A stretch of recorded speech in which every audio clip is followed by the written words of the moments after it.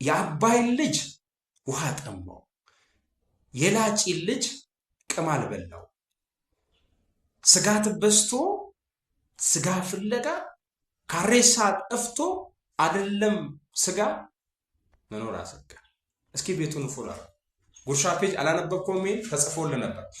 የምስራች ከአግሮ ቢዝነስ ዘርፍ ኡጋንዳ የተዘጋጀ የስጋ ምርቶችን ወደ ኢትዮጵያ መላክ ተጀመረ። የዜና ቀን ሰኔ 26 2018 ዓ.ም ክቡራንና ክቡራት አድማጮቻችን በምስራቅ አፍሪካ የንግድና የኢኮኖሚ ትስስር ላይ አዲስ ታሪክ ተጽፏል። የኡጋንዳው ታዋቂው የስጋ ማቀናበሪያ ተቋም ሬንቸርስ ፋይናንስ ኤልቲዲ ለመጀመሪያ ጊዜ ደረጃውን የጠበቁና እሴት የተጨመረባቸው የተዘጋጁ የስጋ ምርቶችን በቀጥታ ወደ ኢትዮጵያ መላክ መጀመሩን በይፋ አብስሯል። ይህ ታላቅ ስኬት በሁለቱ የወንድማማች አገራት የአግሮ ቢዝነስ ንግድ ታሪክ ውስጥ ፈርቀዳጅ አዲስ ምዕራፍ የከፈተ ክስተት ሆኖ ተመዝግቧል። የስምምነቱ ዝርዝርና የወደፊት እቅድ ለምን ይቀርባል? እነዚህ እጅግ ዘመናዊ ምርቶች በኢትዮጵያ በምግብና መስተንግዶ ዘርፍ ስሙ ለናኘውና ታዋቂ ለሆነው ዳይመንድ ሆቴልና ሬስቶራንት የሚቀርቡና የሚውሉ ይሆናሉ።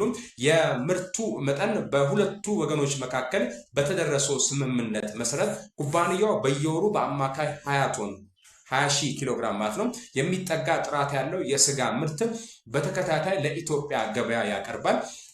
የአቅርቦት ሁኔታ ምርቶቹ ትኩስነታቸውና ጥራታቸውን ሳይለቁ በየወሩ ያለማቋረጥ ወደ አገራችን የሚገቡ ሲሆን ለዚህም የኢትዮጵያ አየር መንገድና የኡጋንዳ አየር መንገድ የአየር ትራንስፖርት ትስስር እንደሚጠቀሙ ታውቋል። ወደ ኢትዮጵያ የሚገቡት ዋና ዋና የተዘጋጁ የስጋ ምርቶች ምንድን ናቸው?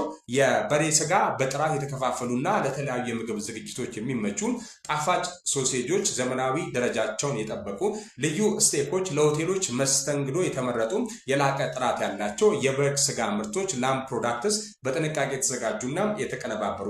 ይህ ንግድ ምን ትርጉም አለው? የኡጋንዳ ከፍተኛ የሥራ ኃላፊዎች የኩባንያው ስራ አስፈጻሚዎች እንደገለጹት ይህ የንግድ ስምምነት አገሪቱ ከዚህ ቀድሞ ጥሬ የቀጥታ ከብቶች ሊቭ አኒማልስ ወይንም ያልተቀናበረ ስጋን በዝቅተኛ ዋጋ ከመላክ ወጥተው እሴት የተጨመረባቸው ቫልዩ አድድ ከፍተኛ የውጭ ምንዛሬ የሚያስገኙ ምርቶች ላይ ትኩረት ማድረጉን ያሳየበት ትልቅ የኢኮኖሚ ሽግግር ነው። ይህ በሁለቱ ሀገራት መካከል የተጀመረው አጋርነት የሁለቱን ሀገራት የንግድ ትስስር ይበልጥ ከማጠናከርም በላይ በአፍሪካ አህጉራዊ ነፃ የንግድ ቀጠና AfCFTA መርህ መሰረት አህጉራዊ ምርትን እርስ በርስ ለመለዋወጥ ትልቅ ማሳያ ሆኗል። የመረጃ ምንጭ ቪያ ሬንቸርስ ኤልቲዲ ፋይናንስ ኤልቲዲ።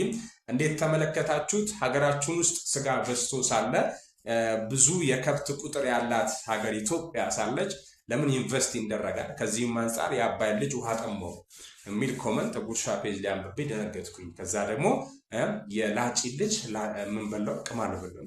ኤኒዌይ እንዴት ተመለከታችሁት? እስኪ ሀሳቦቻችሁ ኮመንት ላይ አካባቢ